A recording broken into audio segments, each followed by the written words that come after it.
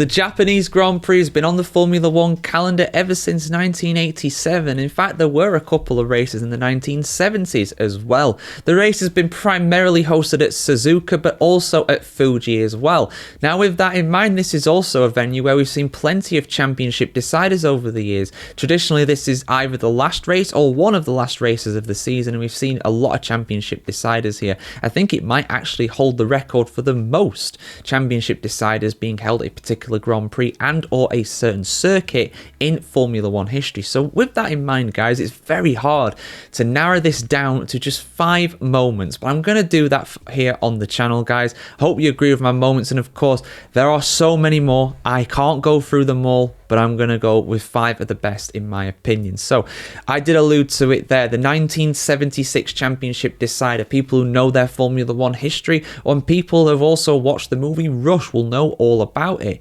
We were heading to the final round in Japan, the first ever Formula One championship Japanese Grand Prix being held at Fuji in, I think it was probably October time by then, and because of that time of year it was extremely heavy rain. In modern day times this race would never be run, but this race was being televised across the entire world, something that was a really novel concept in Formula One at the time. I don't think it had ever been done before, in fact.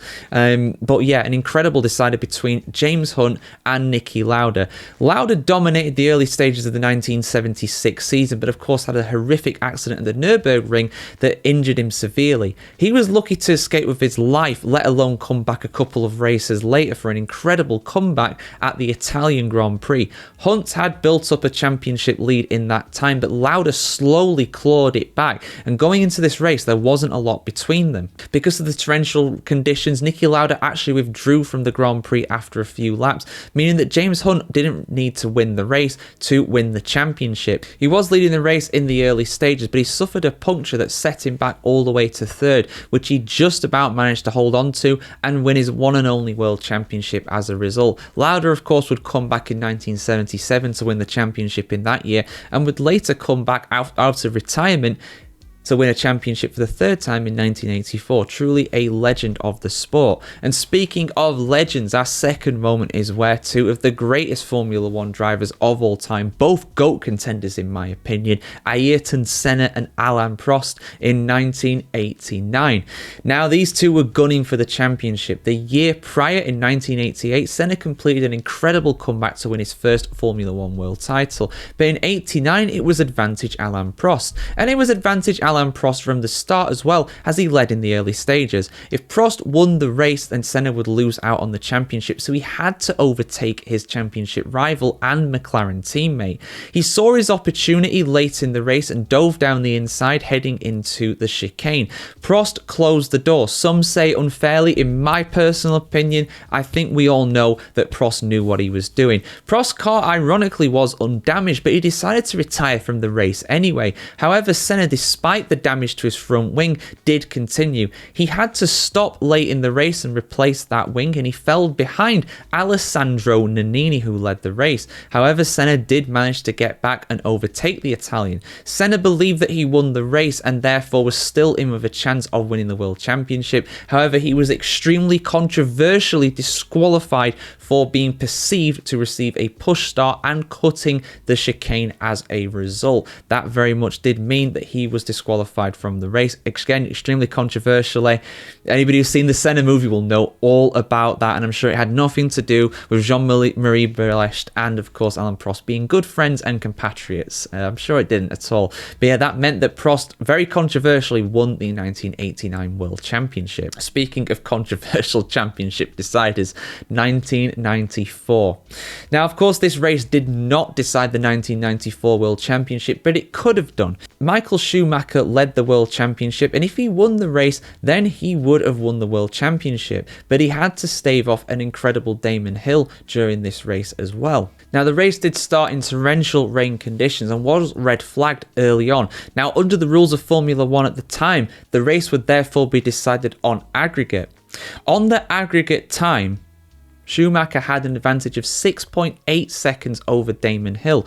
Hill led the majority of the Japanese Grand Prix from that point, but he needed to get a lead of bigger than that margin to actually win the race. And even though they weren't racing directly on the track, they were racing in terms of time gap, and who had the advantage overall in aggregate did vary throughout the race. Like I said, this was run in absolute torrential rain conditions. It would never be run nowadays in modern Formula One, and it was great to see these two fantastic drivers duke it out on the track. In the end, it was Hill who famously, according to Murray Walker, 3.3 seconds over the line. He did his commentary.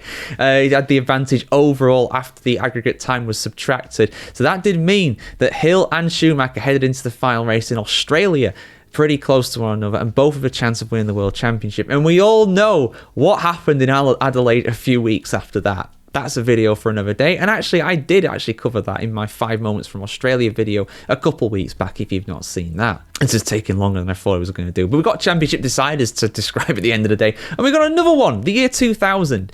Mika Häkkinen against Michael Schumacher. Häkkinen had won the previous 2 championships in 1998 and 1999. And Schumacher got pole position yet again heading into this race. Now, traditionally, Häkkinen had beaten Schumacher off of the line in both of those previous Grand Prix, and did the same thing again here too. He got a storming start to take the lead heading into turn 1. This was the penultimate round of the season, and Häkkinen had to win it to have a chance of taking the championship to the final round in Malaysia next after this. But it didn't get that far thanks to a storming drive by Michael Schumacher. He put some incredible pace in to win the race by overtaking Häkkinen through the pit stops. And this is such a special race as well, because at the end of the day, even though Michael Schumacher had won a couple of world championships before, this was his first for Ferrari, his first of 5 for Ferrari, the first Ferrari drivers world champion in 21 years. Jody Scheckter was the previous person to manage that in 1979. I'm pretty sure this is Ferrari's longest dry spell in Formula One. Even nowadays, it's not quite as long as what it was during this period, although it is getting close, of course. If they continue on this trend for a few years, they may well beat that unwanted record. But yeah, incredible stuff, really. Fantastic race. Really, really enjoyed that one, looking back on it. And a great duel between 2 rivals that really, really respected and admired each other. They were fantastic. Were Michael Schumacher and Mika Häkkinen in late 90s, early 2000s. Brilliant drivers. The final one I want to mention, though, another Finnish driver doing an unbelievable thing around Suzuka. I've got to talk about Kimi Räikkönen in the year 2005. Now, Formula One YouTube's channel has uploaded the final 15 laps of the Japanese Grand Prix from this year. I implore you go watch it after this if you want, because it was an incredible race. For me, probably the best dry race of all time in Formula One. The race in action was incredible from start to finish. The grid was shaken up because it was wet qualifying, and all kinds of funky strategies going on in qualifying. I think Ralf Schumacher ran a Toyota on fumes basically to get pole position, but we got to talk about Kimi Räikkönen because he went all the way around a track, by the way, which is very difficult to overtake. Suzuka is a very hard track to overtake at in Formula One. But for him to go from, 16th place to first, to win it pretty much almost on the last lap with that daring move on Giancarlo Fisichella.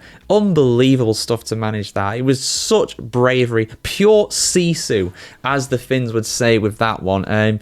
Again, it's one of the greatest drives in Formula One history. I think Räikkönen had lost the 2005 World Championship by that point, so he had nothing to lose. But my goodness me, did he prove himself as one of the great contenders right there. And eventually, of course, he would get his championship in 2007, but not driving for McLaren, driving for Ferrari. But yeah, this was one of his, I'd say probably his best win, and one of the best wins in the history of Formula One. He was absolutely unstoppable on that day. But which are your favourite memories of the Japanese Grand Prix? I've gone on for a long time with this. It's Japan. It's just an incredible track. One of my favourites. I absolutely love it. What's your favourite moment from Japan over the years in Formula One? Your comments are always appreciated below, guys. Like, share, comment, subscribe if you want to see more like this. And yeah, have a great day ahead. And we have a great Japanese Grand Prix that will join this list of 5 memorable moments in the years to come.